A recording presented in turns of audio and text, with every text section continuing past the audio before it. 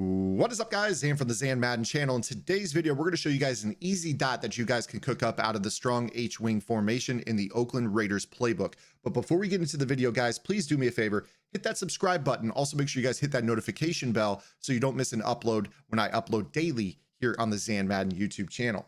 If you guys want to check me out on the Twitch platform, check me out on twitch.tv/ozano. The link is in the description below. And we do have exclusive sub-only content for my tier 1 and Twitch Prime subscribers. If you guys have Amazon Prime, you can link your Twitch account. That'll give you a free sub that you can give to anybody on the Twitch platform. Does not have to be me, but make sure you guys are taking advantage of that perk. When we do the sub tips, we're tackling really tough topics in the Madden community, things that people really struggle with.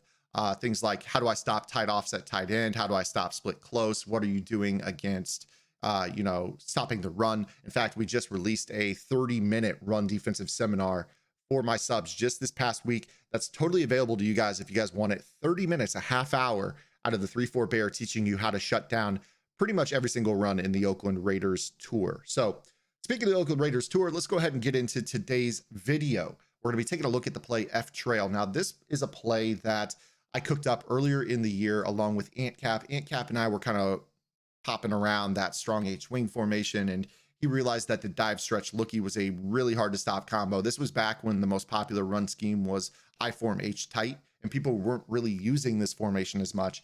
And believe it or not, I actually dialed up a dot. You see that I call this play fairly often when I was in Oakland. 480 calls at an 8.8 average yards per play clip. So very, very effective passing play to be able to pick up 8 yards of play through the air. Obviously, you guys know how tough passing is in this game. So let's go ahead and show you how to run the play F trail. Now, what we're going to want is you're going to want the tight ends to the wide side of the field. And what you're going to want specifically is a wide receiver with some sort of post in or post flag ability. Basically, you want the ability to catch a post route in traffic. Now, in this video, we've got Earl Thomas to start off in the zone. I want to start this off with the absolute hardest coverage to throw this against, and that is a cover 4 with a zoned out safety, which you don't see too often in Madden, in MUT, in regs. Most players are going enforcer, tackle supreme, lurker. A lot of guys don't put zoned out on their safety. So you're not going to have to worry about this tip too darn often, but it is something you can do. Now, with this particular play, if you want to throw the post route open against cover 3 and cover 4, there are 2 rules. Obviously, the first one I talked about, watch out for the zoned out safety, especially in cover 4 where they're playing an inside 25% of the field and not getting to center field in between the goalposts. You want to watch out. You don't want them to be able to jump down and make a play on that. I'm going to show you what I mean. If you throw the ball too late on this, he will make a break on this. You see how he can break that up because he's zoned out. And even though we get the diving animation, we still get the pass broken up. That is what you want to avoid. So watch out for that. The second rule, if you want to complete this pass against cover 3 and cover 4, you have to have the drag route to the B tight end. When I get approached about why people are not getting the diving animation or the ball's getting swatted or picked off by a linebacker, 9 out of 10 times, I'm looking at whether or not they have a drag route. And the majority of the time they don't. For some reason or another, I can't get this through to people when I taught this in the past. You need the drag route on this play because what it does is it pulls down in cover 3 and cover 4. You have hook curls, the yellow zone, and curl flats, the purple zone. If I were to check into the cover 3 sky, you'd notice you have hook curls, the yellow zone, and curl flats, the purple zone. Now your zoned out defender is now going to the middle of the field as opposed to playing the left inside portion of the field. So if I reset the play, you see how there's a difference there. So realistically, between cover 3 and cover 4, when you throw this, there's not much of a difference other than what the safety is doing on that side. And you can actually tell there's a slight difference between cover 3 and cover 4 if they don't baseline. One is a 2 high look. The other is a 1 high look with the safety tilted over to the receiver side. So very, very easy to see. Now, let's go ahead and start with cover 4. What you want to do with this play to throw this ball at the best ability is you want to throw this ball right at 9 yards. You see where this post breaks, it breaks at 9 yards. You see the ball spotted on the 50, he breaks right at that 41 mark, maybe the 40 mark, depending, because he is, I believe he is on the line of scrimmage. So yeah, that is a 9-yard break. So what you're going to want here is you're going to want to throw this ball open, especially against the cover 4. So right when he gets to about the 41, you're throwing a bullet pass and aggressive catching it. And he's going to get this animation right here. It almost looks like a curl route. This is what you're going to do against a zoned out safety. You throw it earlier rather than later. So you see, boom, pop that throw right there. If you throw it late, the zoned out guy gets you.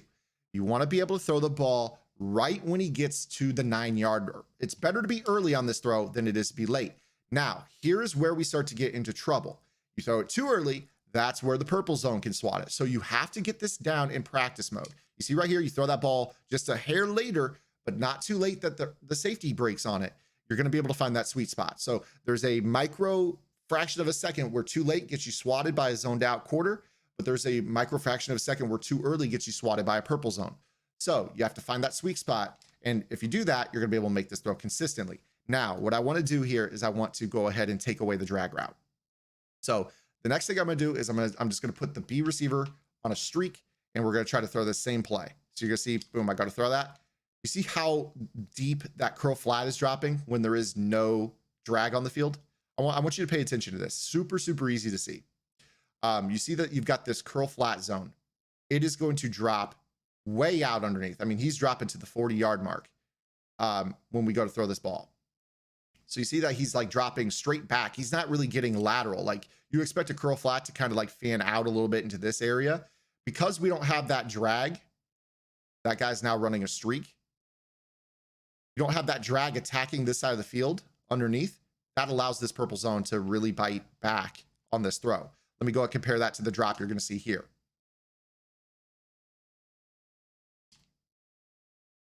Actually, maybe we might have thrown that ball a little bit early, but what you're going to see is this drag will get into the frame here.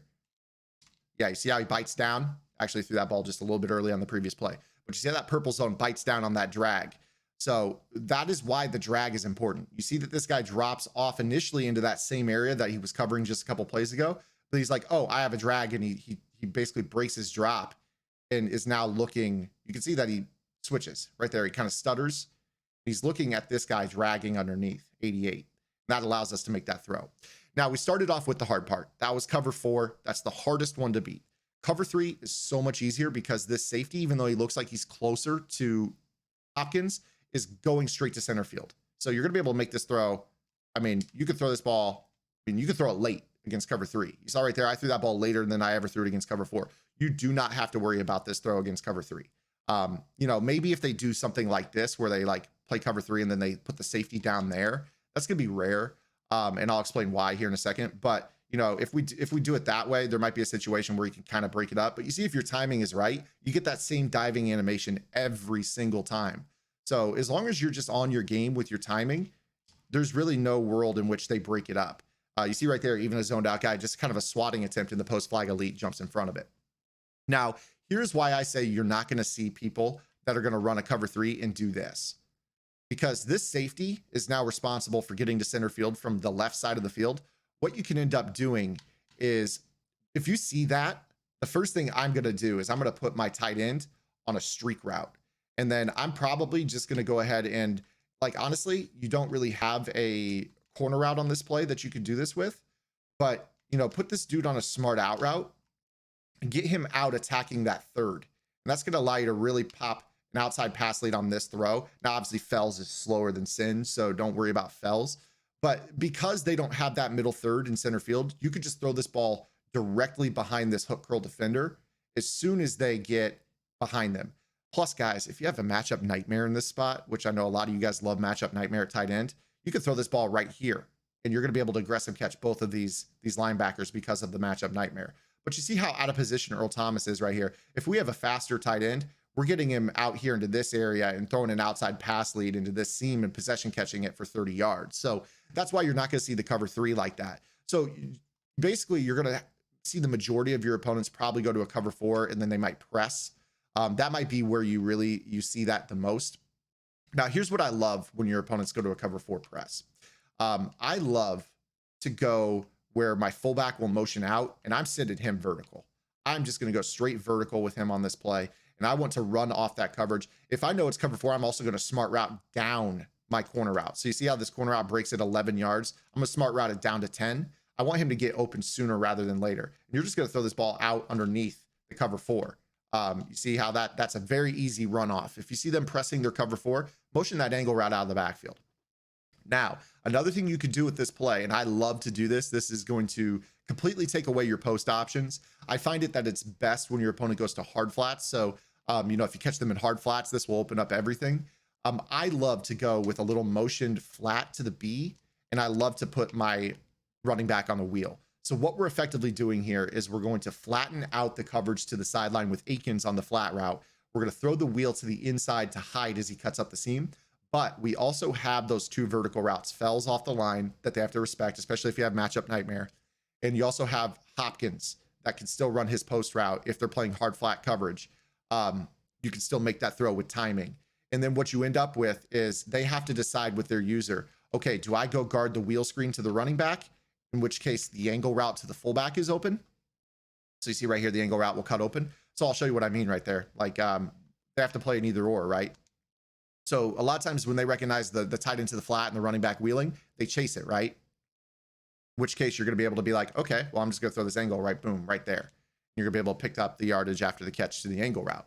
Very, very simple, because most players are either sending everyone or they're dropping everyone in 3-4 odd. So, same thing if they decide to do the whole let's blitz everybody game. So if they blitz their linebackers and they press over and over, and do the contain thing, you could still attack them with this play, because you're going to recognize it right away. Okay, well, everybody's blitzing, get the ball out. You throw the ball quick to that flat, pick up yardage.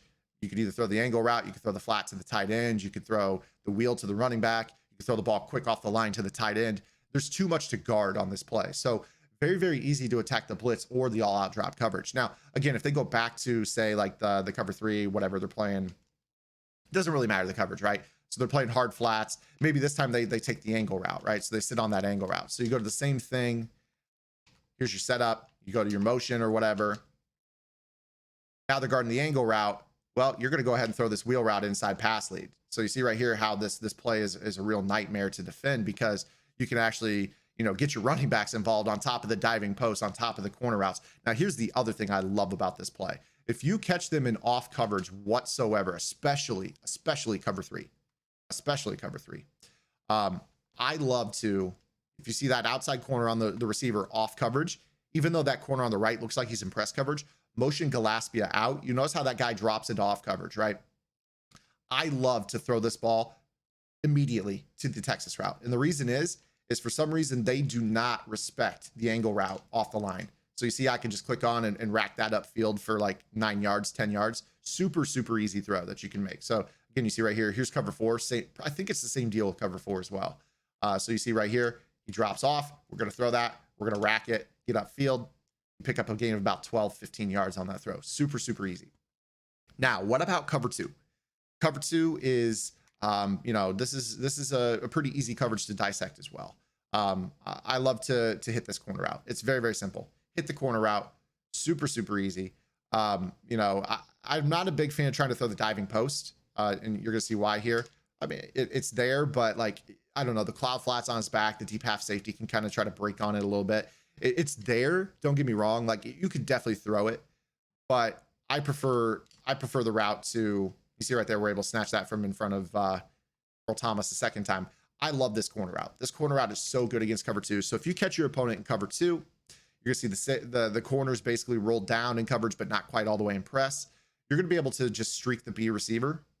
You could even load up and max protect if you want here, and you're just gonna run a post and a corner route. So you're gonna see right here how A is gonna get open late in the play, hopefully. Throw this ball out over the top of the cloud flat, rack catch it. Hopefully Fells holds onto the ball for you. Hopefully you're not even using Fells, rather. And you're gonna be able to pick up 25, 30 yards on that throw. So again, here's your cover 2. You don't have to max protect. You could leave the Texas route. In fact, the Texas route is phenomenal against cover 2. And the reason why is this mid-read zone has to get back in the middle of the field. If you think about it, it's basically like a deep zone. It's not really a true hook curl. So that gives you that hole underneath. So you see right there, he drops so deep underneath. You throw this Texas route right underneath. The Texas route is perfect against cover 2. That's actually what it's designed to do, is beat man and also find the hole in a cover 2 Tampa 2 zone. That's why you see so many players that play Tampa 2. They'll take a linebacker or a lineman and they'll spy the middle of the field, because there's that short area underneath the cover 2 middle third or the mid-read zone that is exploitable. So you see right here, that spy takes away that angle route. Well, it should, but obviously you have to have a player that has a little bit more awareness or whatever. But Other players will also use 3-rec as well. So you'll see a lot of times players will go to a Tampa 2 and then they'll bluff blitz, and that puts that guy into a 3-rec. That'll just help get him out in the middle of the field as opposed to being a spy. So you see right here, he's going to kind of get out there and he plays that. But again, you're still going to have that route. Throw that ball a little bit later than I did right there. I rushed that throw just a hair. But you see how that it was definitely breaking over the top of Peters. We'll go ahead and show you one more time here. So here's your Tampa 2 again. And I'll just go ahead and 3-rec that outside linebacker again. So watch how that 3-rec is going to take that Texas route to Gillespie out of the backfield. But again, provided you have enough time, you're going to let Fells run and run and run and run. And there you go. He breaks open. Super easy. I mean, that's basically 35 yards. Super easy 35 yards against your cover 2 Tampa 2. So this is the play F trail out of the strong H wing. This is one of the hardest to stop passing plays, provided you have the dive, you have the stretch looky. It's very, very difficult. And this is why I think, in my opinion, the strong H wing is the best 3-play mini scheme. Go to the dive, you go to the stretch looky, you get some involvement with the motion routes and things like that. You can get really creative out of this formation. In fact, I almost exclusively passed out of this formation. Part of me actually wants to use a hot route master. You guys know I'm in that Washington Redskins look right now. So again, guys, check me out on that Twitch platform, twitch.tv/OZANO. I am running that Washington Redskins offense. It is a phenomenal hot route master offense. I'm turning a lot of players onto it. They're telling me, giving me feedback that they love it. And I'm really excited to get that out to you next Monday. So we're going to be doing that. If you guys want that Washington Redskins book, again, guys, check me out on that Twitch platform. It is twitch.tv/OZANO. Again, that link is in the description. You guys will get you will get your sub tips for tier 1 in Amazon Prime, and I'll also grandfather you in for that Washington Redskins offense once I drop it.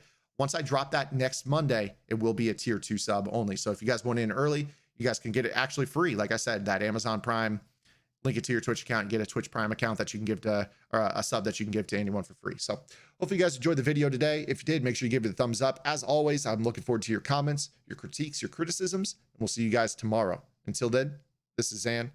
Get in the lab and good luck.